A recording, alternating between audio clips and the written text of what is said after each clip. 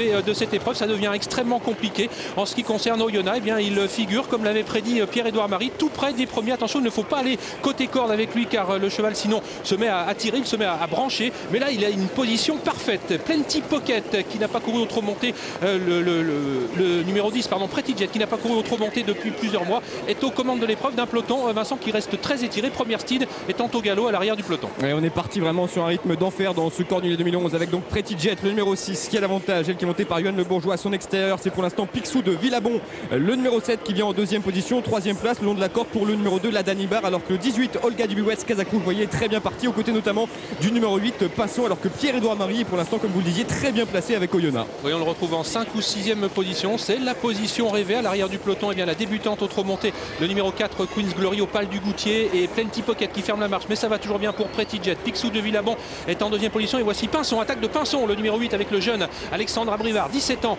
qui maintenant amène Pinson aux avant-postes, lui qui reste sur 3 victoires consécutives. L'italienne la Danibar est bien placée et puis Olga Dubuwetz en compagnie d'Oyonnax qui ont pour l'instant, Vincent, un parcours de rêve. Allez, parlons du crack Olivier, Sipon du Goutier, Kazakh bleu, il est pour l'instant en 8-9e position, il patiente.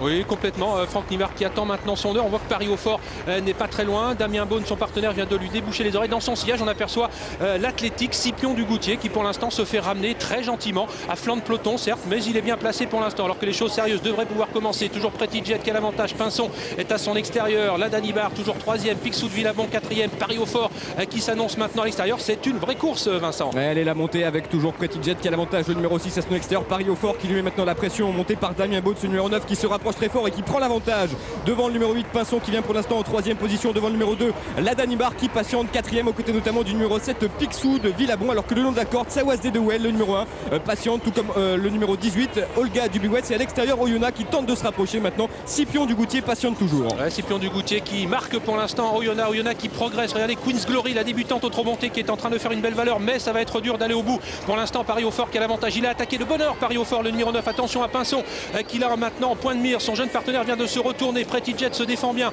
en 3e position. Voici Oyonnax qui passe à l'attaque. Pierre-Édouard Marie avait dit qu'il attaquerait à 500 mètres. C'est ce qu'il est en train de faire. Il est suivi par Scipion du Goutier. Tous les champions, Vincent, sont là. Allez, le tour d'en finale, c'est magnifique. On retrouve tous les meilleurs aux avant-postes avec Pinson qui a l'avantage le long de la corde. Oyonnax qui met la pression et Scipion du Goutier qui défie ses aînés pour la première fois aujourd'hui. Scipion du Goutier qui vient pour l'instant en 3-4e position. Bientôt la dernière ligne droite, Olivier. Et le vainqueur de l'an dernier, le numéro 17, Juan Durib, qui s'annonce maintenant double vainqueur de ce prix de Cornulier. Il va peut-être créer une grosse surprise. Attention, Olga Dubuwetz à l'extérieur. Ils sont 5 ou 6 encore à pouvoir s'imposer au début de la ligne droite, même si Pinson a un petit avantage maintenant sur Oyonnax. Scipion du Goutier va tenter de revenir sur eux, mais c'est difficile. Attention, Olga Dubuwetz qui finit fort en pleine piste. Cette Kazakh rouge qui va peut-être remporter cette épreuve. Olga Dubuwetz qui a nettement l'avantage à 150 mètres du poteau et qui s'envole maintenant devant Oyonnax qui va peut-être prendre la deuxième place, même si Scipion du Goutier, Priscilla Blue qui termine fort à l'extérieur. Priscilla Blue qui prend la deuxième place. Scipion sera 3e. Oyonnax 4e, à voir ensuite entre Pretty Jet et Pinson qui a coincé. Mais on a vu qu'une jument dans ce Cornulier 2011, ce numéro 18, Olga Dubuwetz, qui a littéralement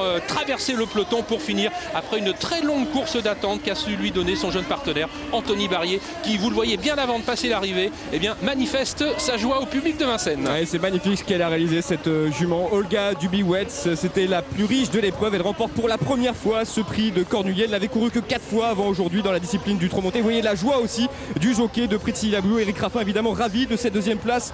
Scipion du Goutier devrait a priori se contenter de la 3e place. Il est à la photographie avec le numéro 16 Oyonnax, et puis c'est très pointu derrière. Pour la 5e place on a Pinson et Carla qui sont à la photographie. Mais quelle démonstration, Olivier, de cette Olga Dubuwetz. Elle s'est baladée aujourd'hui. Ah, complètement. C'est vrai que lorsqu'elle a accéléré au début de la ligne droite, eh bien, on a vu qu'elle, et tout de suite, elle a pris ses distances avec le reste du peloton. Elle avait déjà terminé 2e de cette course en 2008. Elle n'avait plus couru dans cette discipline depuis le mois d'avril 2008. Et on voit la joie donc de son entraîneur Fabrice Soulois. Et on va retrouver José Covès avec c'est justement cet entraîneur heureux.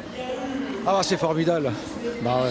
Une démonstration, Ouais, une là, course terrible. La montée au millimètre. Bon, allez. Non mais une course terrible, une course, ça a été la guerre. Bah ouais. Ouais. Non mais il a super bien monté. Il a monté vraiment au top. Mais vous l'aviez préparé longtemps pour cette course. Ouais. On avait préparé. Vous êtes surpris? Non, bah, c'est une super jument l'attelage, donc bon. C'est votre premier Cornulier quand même. Hein? Ah ouais, on essaye quoi. Bon, on essaie, c'est bien. Et dans une semaine le prix d'Amérique? Ouais, bah peut-être pas avec la même. Bravo. Merci José, on a senti vraiment un Fabrice Soulois très ému, Olivier, après ce succès.